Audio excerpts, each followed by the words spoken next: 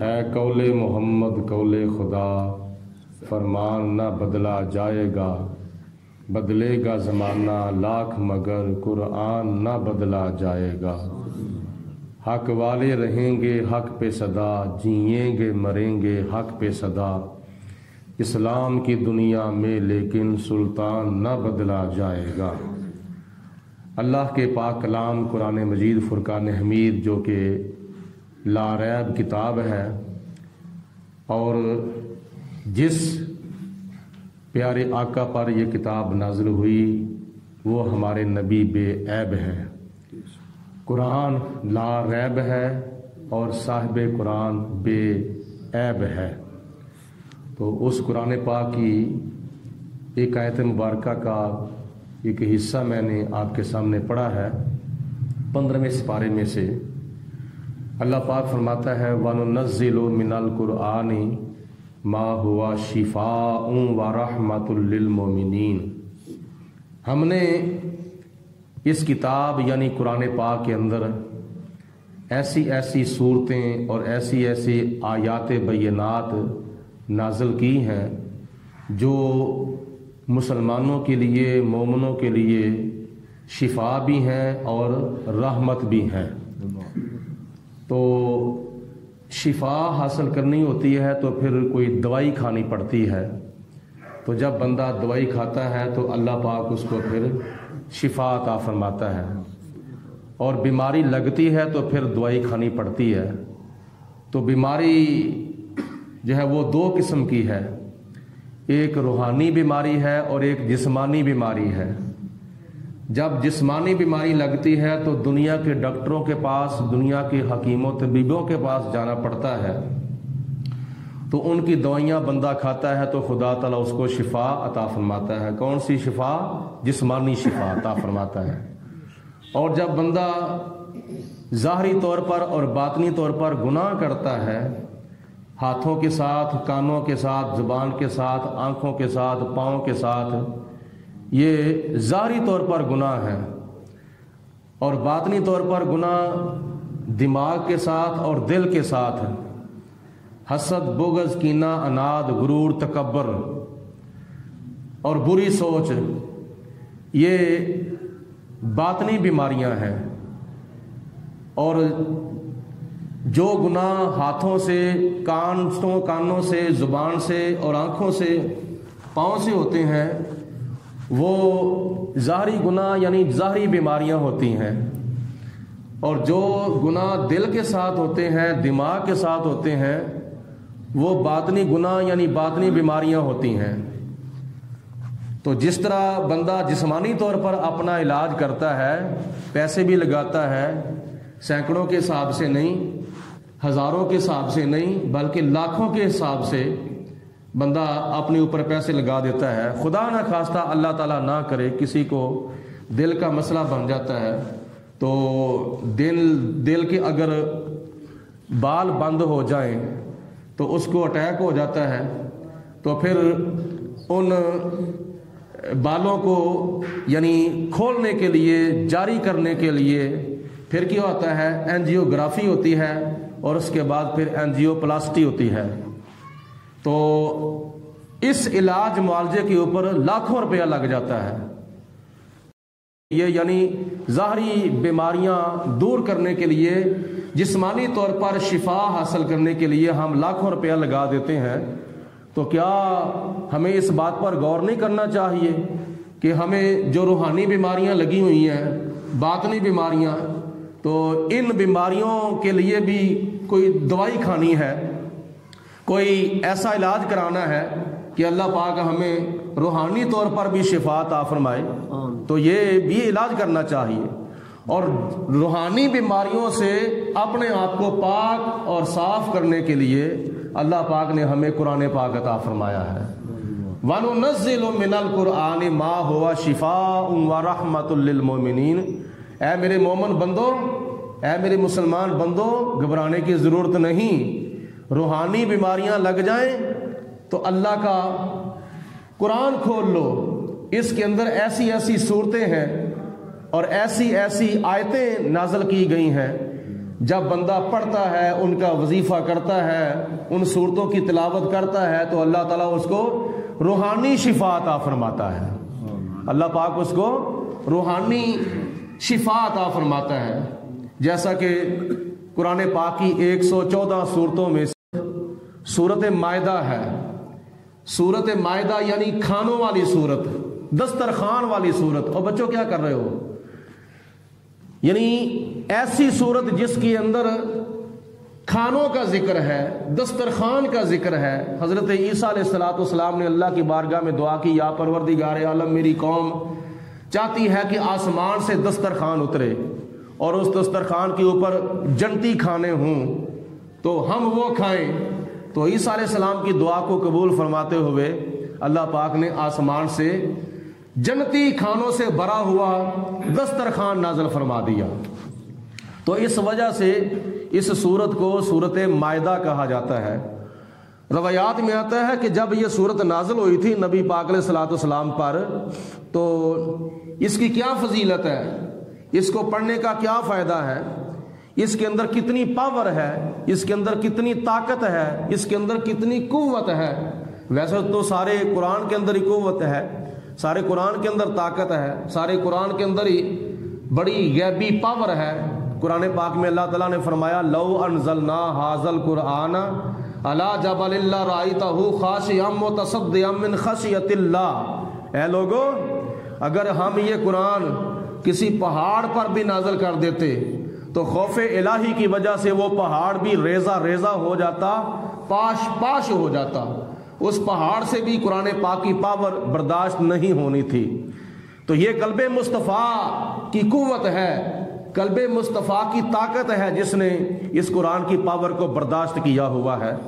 تو روایات میں آتا ہے، حضرت عبداللہ ابن عمر رضی اللہ تعالیٰ عنہ روایت فرماتے ہیں کہ میں نے اپنی آنکھوں سے دیکھا اور اپنے کانوں سے سنا، جب یہ صورت نازل نہیں ہوئی تھی اس وقت نبی پاک علیہ الصلوۃ والسلام ایک مقام پر سواری کے اوپر سوار تھے، سواری پر حضور علیہ الصلوۃ والسلام سوار تھے۔ اور یہ بھی یاد رکھیں، نبی پاک علیہ الصلوۃ والسلام نے گھوڑے پر بھی سواری کی ہے، حضور علیہ الصلوۃ والسلام نے اونٹ پر بھی سواری کی ہے، حضور علیہ السلام نے ڈاچی پر بھی سواری کی ہے، اور نبی پاک علیہ الصلوۃ والسلام نے گدھے پر بھی سواری کی ہے۔ مت کوئی خیال کرے کہ گدھے کے اوپر بیٹھنا یہ توہین ہے، یہ انسلٹ ہے، نہ، یہ میرے نبی کی سنت ہے۔ اگر گھوڑے پر سواری کرنا حضور کی سنت ہے، اونٹ پر سواری کرنا، ڈاچی پر سواری کرنا میرے نبی کی سنت ہے، تو گدھے پر بھی سواری کرنا حضور کی سنت ہے۔ اور ایک گدھا تھا نبی پاک علیہ الصلوۃ والسلام کا، اور وہ نبی پاک علیہ الصلوۃ والسلام کی بارگاہ میں حاضر ہوتا تھا، اور حضور علیہ الصلوۃ والسلام اس گدھے کو لاڈ کے ساتھ پکارتے تھے، یافور۔ یافور تھا اس گدھے کا نام۔ اور اس گدھے کو نبی پاک علیہ السلام کی سواری کی برکت سے خدا تعالیٰ نے اتنا فہم عطا فرمایا تھا، اتنی سمجھ عطا فرمائی تھی، اتنا شعور عطا فرمایا تھا، اتنی عقل عطا فرمائی تھی کہ نبی پاک علیہ الصلوۃ والسلام نے جس صحابی کو بلانا ہوتا تھا، تو اگر کوئی اور صحابی حضور کے پاس نہیں ہوتا تھا تو نبی پاک علیہ السلام اپنے اس گدھے کو یافور کو فرماتے تھے، جاؤ میرے فلاں صحابی کو بلا کے لاؤ۔ حدیث پاک میں آتا ہے وہ گدھا سمجھ جاتا تھا کہ نبی پاک علیہ السلام نے کس صحابی کو بلایا ہے، اسی صحابی کے دروازے کو جا کر اپنے سر سے ٹکر مارتا تھا، اور جب وہ دروازے کے کھڑکے کی وجہ سے، دروازے کی دستک کی وجہ سے وہ صحابی جب باہر آتے تھے تو پھر آ کر دیکھتے تھے یہ تو گدھا کھڑا ہے، نبی پاک علیہ الصلوۃ والسلام کا گدھا ہے، تو پھر نبی پاک علیہ الصلوۃ والسلام کے صحابی دیکھتے ہیں گدھے کی طرف، تو گدھا مطلب یہ ہے نا، نبی پاک علیہ الصلوۃ والسلام کے آستانہ عالیہ کی طرف اس طرح سر کر کے اشارہ کرتا تھا، مطلب یہ تھا کہ آپ کو نبی پاک علیہ الصلوۃ والسلام بلاتے ہیں۔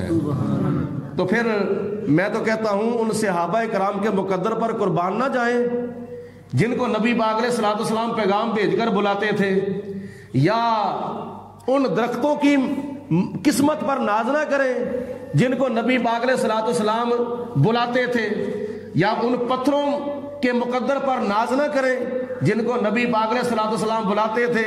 وہ پتھر اور درخت وی نبی پاک علیہ الصلوۃ والسلام کے پیغام کا انتظار کرتے تھے. آج ہم بھی یہ کہیں تو ممکن ہے اللہ تعالیٰ قبولیت کی گھڑی کوئی بھی ہو سکتی ہے, خدا تعالیٰ منظوری فرما دے. اس آس پہ جیتا ہوں, کہہ دے یہ کوئی آ کر, چل تجھ کو مدینے میں سرکار بلاتے ہیں. محبوب کی محفل کو محبوب سجاتے ہیں, آتے ہیں وہی جن کو سرکار بلاتے ہیں. تو نبی پاک علیہ الصلوۃ والسلام کی یہ سواریاں ہیں. تو میں جو عرض کرنا چاہتا ہوں وہ یہ ہے کہ اگر نبی پاک علیہ الصلوۃ والسلام نے ڈاچی پر, گھوڑے پر, گدھے پر سواری کی ہے تو نبی پاک علیہ الصلوۃ والسلام نے حضرت سیدنا ابو بکر صدیق کے کندھوں پر بھی سواری فرمائی ہے. صحابہ کرام جو کہ ساری امت مصطفیٰ سے افضل و اعلیٰ ہیں, اور تمام صحابہ کے سردار حضرت سیدنا ابو بکر صدیق رضی اللہ تعالیٰ عنہ, حضور علیہ الصلوۃ والسلام کی اس سواری کا کیا مقام ہوگا. براق پر معراج کی رات نبی پاک علیہ الصلوۃ والسلام نے سواری کی تھی, اور غار کا جب سفر کیا تھا, ہجرت کا جب سفر کیا تھا, تو حضور علیہ الصلوۃ والسلام نے ابو بکر صدیق کے اوپر سواری فرمائی تھی. تو میں عرض کر رہا تھا کہ ایک سواری پر حضور علیہ الصلوۃ والسلام سوار تھے. تو جب یہ صورت نازل ہوئی, سورت مائدہ, تو اس وقت پھر حضرت عبداللہ ابن عمر کہتے ہیں کہ میں نے دیکھا سواری سے نبی پاک علیہ الصلوۃ والسلام کا وزن جو تھا وہ برداشت نہیں ہو رہا تھا. پہلے حضور علیہ الصلوۃ والسلام کو سواری نے اٹھایا ہوا تھا, حضور اس سواری کے اوپر سوار تھے, سواری کو کسی قسم کا کوئی بوجھ محسوس نہیں ہو رہا تھا. جب صورت مائدہ نازل ہوئی تو پھر سواری سے وہ وزن جو تھا وہ اٹھایا نہیں جا رہا تھا. تو جب حضور علیہ الصلوۃ والسلام نے دیکھا کہ میری سواری, میرا وزن جو ہے وہ صورت مائدہ نازل ہونے کی وجہ سے برداشت نہیں کر رہی, تو حضور علیہ الصلوۃ والسلام پھر سواری سے نیچے تشریف لے آئے. آگے تم اندازہ کرو کہ اس صورت کے اندر کتنی پاور ہے, اس صورت کے اندر کتنی قوت ہے, اس صورت کے اندر کتنا وزن ہے. چھٹے نمبر پر صورت انعام ہے, جس صورت کے اندر اللہ پاک نے جانوروں کا بیان فرمایا ہے.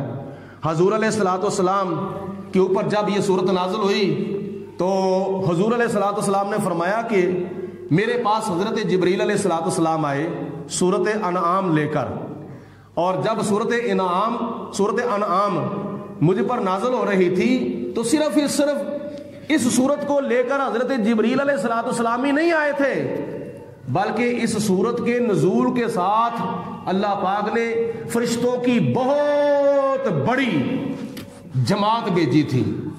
اتنی بڑی جماعت تھی فرشتوں کی, اتنا بڑا لشکر تھا, اتنی کثیر تعداد میں اللہ کے فرشتے صورت انعام کے ساتھ زمین کے اوپر آئے کہ حضور علیہ الصلوۃ والسلام نے فرمایا میں نے آگے دیکھا, میں نے پیچھے دیکھا, میں نے دائیں دیکھا, میں نے بائیں دیکھا, میں نے اوپر دیکھا, میں نے اپنی آنکھوں سے دیکھا کہ زمین کے تمام کنارے, آسمان کے تمام کنارے جو ہیں وہ اللہ کے فرشتوں سے بھرے ہوئے ہیں, بھرا ہوا ہے. اس سورت کی فضیلتوں میں سے یہ فضیلت ہے. سورت اعراف یہ قرآن پاک کی 7ویں سورت ہے. اس سورت کو پڑھنے کی برکت سے نبی کریم علیہ الصلوۃ والسلام نے ارشاد فرمایا کہ اس کے ثواب کے اندر بے انتہا کثرت ہوگی, اور کثرت قیامت والے دن ہمیں اس کی ضرورت پڑے گی کہ ہمیں کتنا ثواب چاہیے, ہمیں کتنی نیکیاں چاہیے. اس وقت سورت اعراف بندہ پڑھے تو اللہ تعالیٰ اس کے نامہ اعمال کے اندر بے انتہا اور بے حد و بے حساب ثواب جو ہے وہ تحریر فرما دیتا ہے. سورت انفال جو کہ قرآن پاک کی 8ویں سورت ہے, یہ سورت انفال مکی صورتوں میں سے ایک صورت ہے جو ہجرت کے بعد نبی پاک علیہ الصلوۃ والسلام پر نازل ہوئی. اور کس موقع پر نازل ہوئی؟ غزوہ بدر کے موقع پر نازل ہوئی. سورت انفال تقریباً ساری سورت انفال کے اندر اللہ پاک نے غزوہ بدر, جنگ بدر کا بیان فرمایا ہے, مختلف پہلو بیان فرمائے ہیں. غزوہ بدر وہ غزوہ ہے, جنگ بدر وہ جنگ بدر ہے جو نبی پاک علیہ الصلوۃ والسلام کی ہجرت کے بعد مشرکین مکہ کے ساتھ اور مسلمانوں کے ساتھ پہلی جنگ مسلمان اور کافروں کے درمیان ہوئی تھی. یہ صورت کیا نام ہے انفال. بعض مفسرین نے لکھا ہے کہ اس کو صورت جہاد بھی کہتے ہیں, اس کو صورت بدر بھی کہتے ہیں. سورت جہاد اس لیے کہتے ہیں کہ اس سورت کے اندر اللہ پاک نے جہاد کا بیان فرمایا ہے. اس سورت کو بدر اس لیے کہتے ہیں کہ غزوہ بدر کے موقع پر نازل ہوئی تھی. سورت انفال اس لیے کہتے ہیں کہ اس کے اندر اللہ پاک نے آغاز کے اندر ہی غنیمتوں کا بیان فرمایا ہے، مال غنیمت کا بیان فرمایا ہے اور مال غنیمت کو تقسیم کرنے کا طریقہ بیان فرمایا ہے. تو یہ صورتیں ہیں چند جو کہ میں نے آج کی نشست کے اندر ان صورتوں کے فضائل و برکات اور ان کے نزول کے مقاصد جو ہیں وہ بیان کیے ہیں. تو قرآن پاک کے اندر بڑی بڑی ایسی صورتیں ہیں، بڑے بڑی ایسی آیات بینات ہیں جن کو بندہ پڑھے تو دنیا کے بھی خزانے حاصل ہوتے ہیں اور آخرت کے بھی خزانے حاصل ہوتے ہیں. برزخی اور اخروی، روحانی اور غیبی، علمی اور عملی اللہ تعالیٰ بندے کو خزانے عطا فرماتا ہے. تو اس قرآن پاک سے دور نہیں رہنا چاہیے بلکہ اس قرآن پاک کے قریب ہونا چاہیے. جتنا بندہ قریب ہوگا، اگر پڑھ نہیں سکتا تو سن تو سکتا ہے نا. تو اس واسطے جب بندہ سنے گا تو اس کو اللہ تعالیٰ کتنا ثواب عطا فرمائے گا، اتنا ثواب عطا فرمائے گا کہ قرآن پاک کو پڑھنا سنت ہے اور قرآن پاک کو سننا فرض ہے. پڑھنے والے کو تو سنت کا ثواب ملتا ہے اور سننے والے کو فرض کا ثواب ملتا ہے. یہ ہے خوش نصیبی ہم لوگوں کی جن کو نبی پاک علیہ الصلوۃ والسلام کے توسل سے اللہ پاک نے قرآن پاک عطا فرمایا ہے.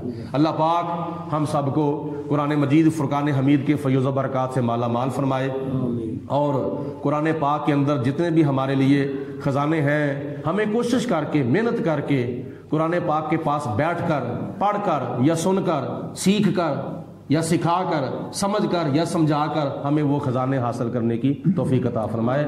وآخر الدعوانا ان الحمدللہ رب العالمین. ایک مرتبہ صاحب حضرات سورۃ فاتحہ اور 3 دفعہ کل شریف تلاوت کر کے اپنے اپنے فوت شدہ بہن بھائیوں، بچوں، بوڑھوں، جوانوں کی روح کو اصال ثواب کے لیے میری ملک ثواب کر دیں. بسم اللہ الرحمن الرحیم. پڑھیے لا الہ الا اللہ لا الہ الا اللہ محمد الرسول اللہ. ایک کلمہ نور میاں کرے عیب کفر سب دور میاں. سونے دسیا ورد ظہور میاں پڑھو لا الہ الا اللہ لا الہ الا اللہ محمد الرسول اللہ.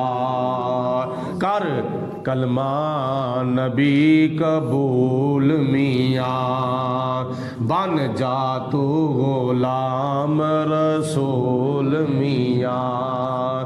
چھڈ جھگڑے سب فضول میاں پڑھو لا الہ الا اللہ لا الہ الا اللہ محمد الرسول اللہ.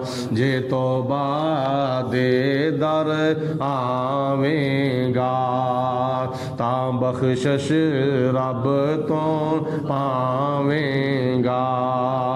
بچ دوزخ کولوں جاویں گا پڑھو لا الہ الا اللہ لا الہ الا اللہ محمد الرسول اللہ.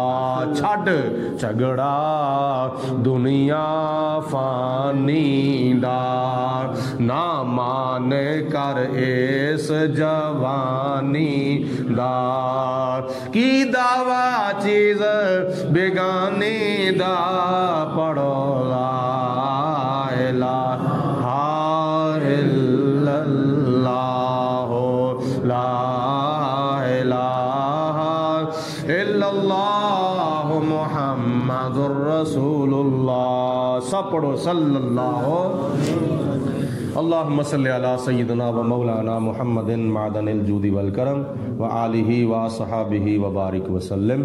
یا پروردگار عالم، ہفتہ وار محفل جمعرات شریف کے اندر ہم سب حضرات حاضر ہیں، جو کچھ پڑھا پڑھایا گیا، سنا سنایا گیا، سیکھا سکھایا گیا، یا اللہ پاک ہمارے احباب نے جو یہ مختصر وقت کے اندر تبرک کا اہتمام انتظام کیا، یا پروردگار عالم یہ جو فاتحہ خوانی کی گئی اجتماعی طور پر، تمام